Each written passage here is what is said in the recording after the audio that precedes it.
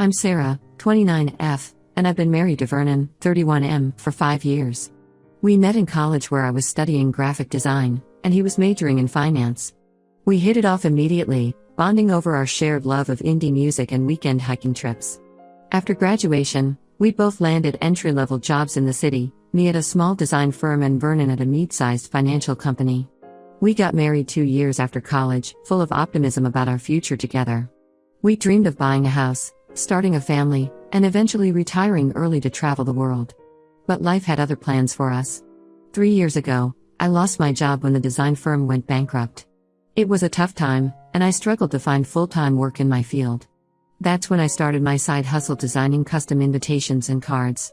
What began as a way to make ends meet while job hunting turned into a passion project. I love the creative freedom and the relationships I built with my clients. Eventually, I landed a job at a marketing firm, but I kept my side gig going. The extra income allowed us to start saving for a down payment on a house, and I enjoyed the work. Vernon was supportive, even though it meant I was working long hours. Meanwhile, Vernon was good at his job and received several promotions. But as time went on, I noticed he seemed less and less happy. He'd come home stressed and irritable, often working late into the night. We started arguing more, usually about small things, but I could sense a growing tension between us. About a year ago, Vernon dropped a bombshell. He wanted to quit his job and become a teacher. Specifically, he wanted to teach kids how to code. I was surprised. Vernon had never mentioned an interest in teaching before. He explained that he'd been volunteering at the local youth center on weekends, helping with their computer club. He discovered a passion for working with kids and wanted to make it his career. I admired Vernon's desire to do something meaningful, but I was worried about the financial implications. Vernon's job provided the bulk of our income and our health insurance. My job at the marketing firm paid decently, but not enough to comfortably support both of us in our expensive city. After many long discussions, we agreed that Vernon would get his teaching certification while continuing to work at his finance job. It was a stressful year. Vernon was working full-time, studying for his certification in the evenings, and volunteering on weekends.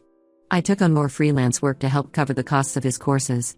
We barely saw each other, and when we did, we were both exhausted. Finally, Vernon got his certification. He immediately quit his finance job and started looking for teaching positions. It took a few months, but he eventually landed a job at an after-school program teaching coding to middle schoolers. The pay was less than half of what he made in finance, but Vernon was happier than I'd seen him in years. At first, I was fully supportive. Yes, money was tight, but seeing Vernon passionate about his work made it seem worthwhile. We cut back on expenses, moved to a smaller apartment, and I ramped up my side hustle to make up some of the difference. It was tough, but we were making it work. But as months went by, the financial strain started to take its toll. We had to dip into our savings more and more often. Our dream of buying a house seemed to be slipping away. Arguments about money became more frequent. Vernon suggested I look for a higher-paying job, but I loved my work at the marketing firm and didn't want to leave. That brings us to the present. Last week, Vernon came to me with an idea. He wants to start his own summer coding camp for kids. He's really excited about it, talking about how he could reach more kids and have the freedom to develop his own curriculum. But it would require a significant investment upfront for equipment, venue rental, and marketing. Here's where the conflict comes in. Vernon asked me to give up my side hustle and instead use those hours to help him set up and run the camp. He argued that if the camp is successful, it could bring in more money than my freelance work. I told him I couldn't do that. My side hustle isn't just about the money, though we definitely need it right now. It's something I've built from the ground up, and I'm proud of it. I have regular clients who depend on me. And honestly, I'm not confident that Vernon's camp will be successful, at least not right away. Vernon didn't take my refusal well. He accused me of not believing in him and not supporting his dreams. He pointed out that he supported me when I started my side hustle, even though it meant less time together. He said if I really cared about his happiness, I'd be willing to take this risk with him. I tried to explain that the situations were different. When I started my side gig, we weren't struggling financially. It was extra money, not necessary income. And it didn't require giving up a steady job or investing a large sum upfront. But Vernon wouldn't listen. He said I was being selfish and prioritizing my hobby over his career. He's been giving me the cold shoulder ever since, making snarky comments about how I don't have faith in his abilities. I feel torn. On one hand, I want to support Vernon's passion for teaching. I know his finance job made him miserable, and I want him to have a fulfilling career. On the other hand, I feel like I'm the one keeping us afloat financially right now, and it seems reckless to give that up for an uncertain venture. Some of our friends think I'm being unsupportive and should give Vernon's idea a chance. They say marriages require sacrifice and that I'm not being a good partner. Others say I'm being practical and that Vernon needs to be more realistic about our financial situation. I'm starting to doubt myself. Am I being selfish? Should I be willing to take this risk for the sake of my husband's dreams? Or am I right to prioritize our financial stability? Ida for not wanting to give up my side hustle to help Vernon start his coding camp. Update 1. It's been about a month since my original post, and I want to thank everyone for their advice and perspectives. A lot has happened, and I'm still trying to process it all. After our initial argument, Vernon and I agreed to sit down and have a serious talk about our situation. I wanted to explain my concerns in more detail, hoping that if Vernon understood where I was coming from, we could find a compromise. I told Vernon about how stressed I've been about our finances. I showed him our budget, pointing out how we've been dipping into our savings more and more each month. I reminded him of our dream to buy a house someday and how that seems increasingly out of reach. I also opened up about my fears. What if one of us got sick or lost our job? We have no safety net right now. I also tried to explain that my side hustle isn't just about money. It's something I've built from scratch, and I'm proud of it. I've developed relationships with clients, some of whom have become friends. It's a creative outlet that brings me joy and satisfaction. Vernon listened, but I could tell he was still upset. He said he felt like I was choosing my hobby over his career aspirations. He talked about how teaching has given him a sense of purpose he never had in finance. He dreams of reaching more kids, especially those who might not otherwise have access to coding education. I could see how much this meant to him, and I felt guilty for not being more supportive. So, I offered a compromise. I said I'd be willing to reduce my side hustle hours by half and use that time to help him plan his coding camp. I thought this was a fair middle ground. I could keep my business running while also supporting Vernon's dream. Vernon reluctantly agreed, but I could tell he wasn't thrilled about it. Still, we moved forward with a plan. Over the next few weeks, I helped Vernon create a business plan, design a website, and start marketing his coding camp. It was a lot of work on top of my regular job and reduced side hustle hours, but I wanted to show Vernon I supported him. However, as we got deeper into the planning, some issues started to surface. Vernon hadn't really thought through many of the practical aspects of running a camp. He didn't have a clear curriculum beyond some basic coding exercises. He hadn't considered things like insurance or liability issues. And his budget projections seemed overly optimistic. He was counting on filling every slot in the camp, with no room for error. When I pointed these things out, Vernon got defensive. He accused me of nitpicking and said I was trying to find reasons for the camp to fail. I tried to explain that I was just trying to be realistic and help him succeed, but he wouldn't listen. Things came to a head last week. Vernon announced that he had put down a non-refundable deposit on a venue for the camp. He had used money from our joint savings account, money we had earmarked for emergencies. And he had done this without discussing it with me first. I was furious. We had always agreed to make financial decisions together, especially big ones like this. When I confronted Vernon about it, he exploded. He said he was sick of me controlling our finances and that he had a right to make decisions too. He accused me of always undermining him and not believing in his abilities. The argument got heated. Vernon brought up old grievances, how he felt I worked too much, how he had supported my career changes in the past. He said he was tired of feeling like he needed my permission to pursue his dreams. I countered that it wasn't about permission, it was about being partners and making decisions together. Vernon stormed out and stayed at a friend's place for a couple of days. When he came back, we had another long talk. This time, Vernon opened up about some insecurities he'd been feeling. He admitted that he felt inadequate because he was earning less than me. He saw this camp as a way to prove himself, to show that he could be successful in his new career. I told Vernon I understood those feelings, but taking financial risks without consulting me wasn't the way to address them. I reminded him that I've always been proud of him, regardless of how much money he makes. What mattered to me was that he was happier and less stressed since leaving his finance job. We're at a bit of an impasse now. Vernon still wants to go ahead with the camp, but I'm not comfortable with the financial risk. I've suggested he start smaller, maybe do some one-on-one tutoring or small group classes first to build up experience and a client base. He's considering it, but I can tell he's disappointed. I'm feeling stressed and conflicted. I want to support Vernon's passion for teaching, but I also feel like I'm the only one being realistic about our financial situation. Vernon accuses me of being risk-averse and says we'll never get ahead if we're not willing to take chances. But I can't shake the feeling that this is too much, too soon. Some of our friends have taken sides. Vernon's best friend thinks I'm being controlling and says I should trust Vernon's judgment. My sister says Vernon is being selfish and needs to grow up. All this outside input is just adding to the stress. I'm at a loss for what to do next. How do we move forward from here? Am I wrong for not fully backing Vernon's plans? How do I balance supporting my husband's dreams with maintaining our financial stability? Any advice would be appreciated. Update 2. It's been 2 months since my last update, and things have taken an unexpected turn. I'm still trying to process everything that's happened. After our last argument, Vernon agreed to start smaller with his coding classes. He began offering weekend workshops at a local community center. It was going well, and he was building up a good reputation. I was proud of him for compromising and taking a more measured approach. I thought we were finally on the same page, working towards our goals together. But I couldn't have been more wrong. About a month ago, Vernon came home buzzing with excitement about a great opportunity. A friend of his from his finance days, let's call him Mark, was starting an educational technology company. Mark wanted Vernon to come on board as a curriculum developer. At first, it sounded great. It seemed like a perfect blend of Vernon's teaching passion and his business background. But then Vernon explained the details. It was a startup, so the initial pay would be low, even lower than what Vernon was making at the after-school program. But Mark was offering equity in the company, promising big returns if the business took off. I was immediately wary. We were already struggling financially, and this seemed like another risky move. But I tried to keep an open mind. I asked Vernon about the company's business plan, their funding situation, and the market for their product.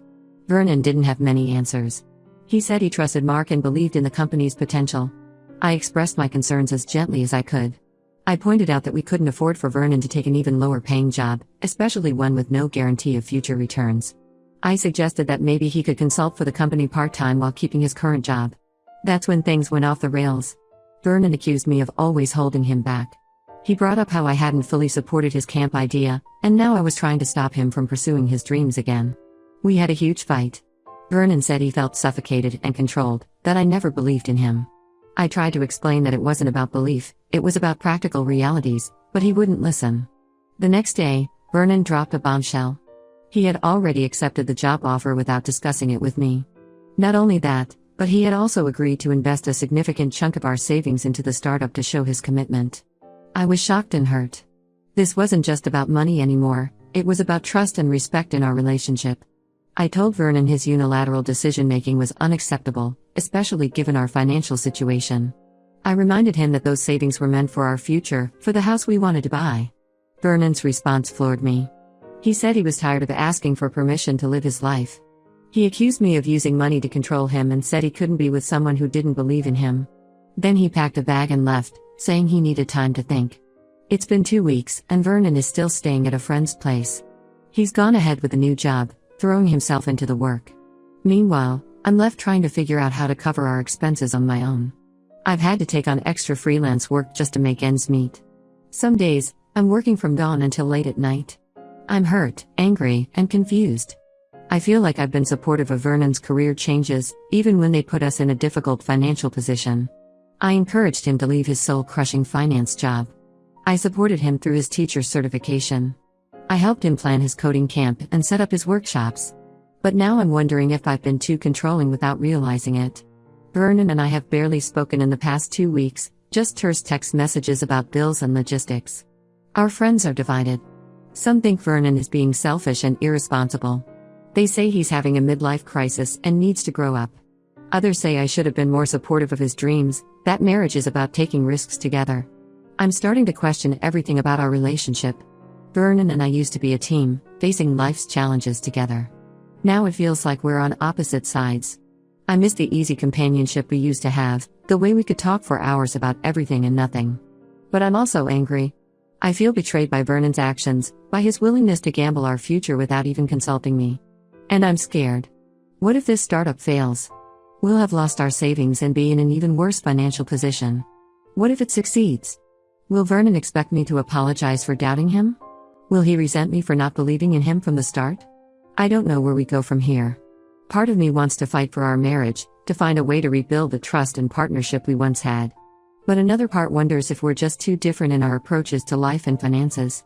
Maybe this rift has been growing for years, and we've just now noticed it. I'm trying to focus on what I can control.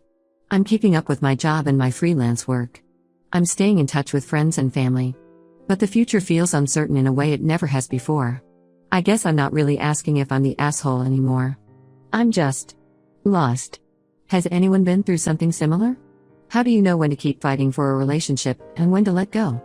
Update 3. It's been a month since my last update, and I'm still trying to process everything that's happened. Vernon and I finally met up to talk things through, and it didn't go as I had hoped. We met at a neutral location, a quiet cafe where we used to have Sunday brunch dates early in our relationship. As soon as I saw Vernon, I was struck by how different he looked.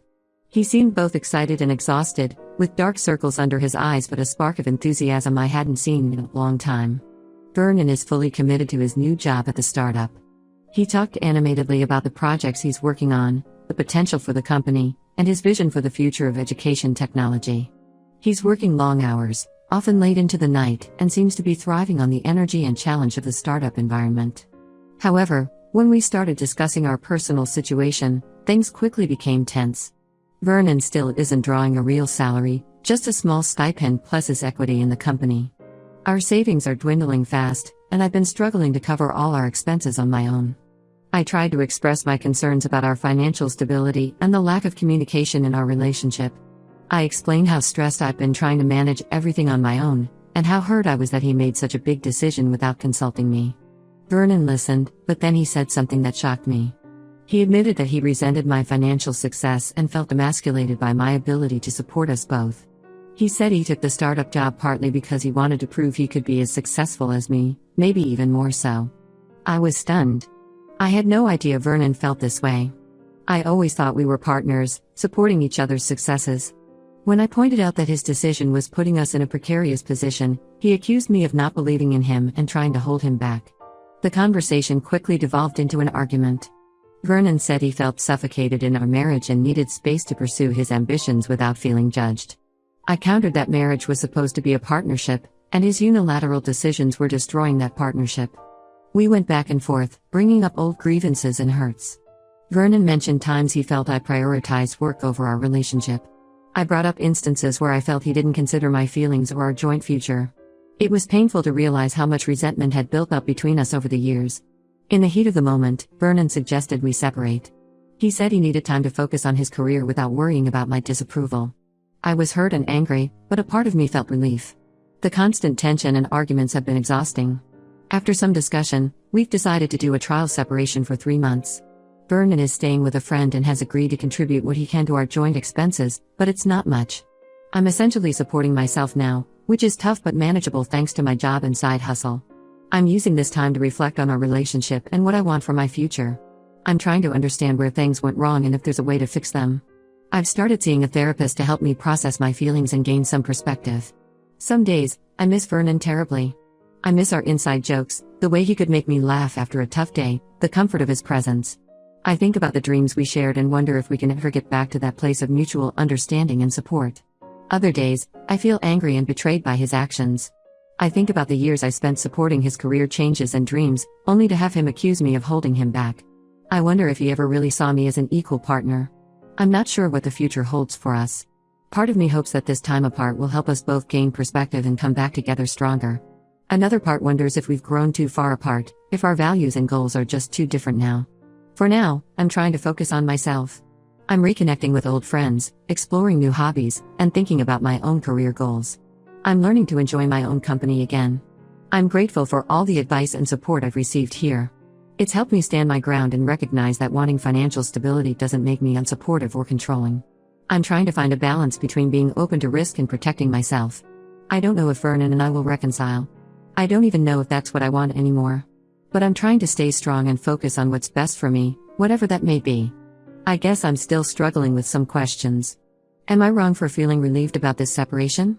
Should I be fighting harder for our marriage? Or is it time to accept that we might be better off apart? How do you know when to keep trying and when to let go? Thank you all for listening and for your support throughout this journey. It means more than you know.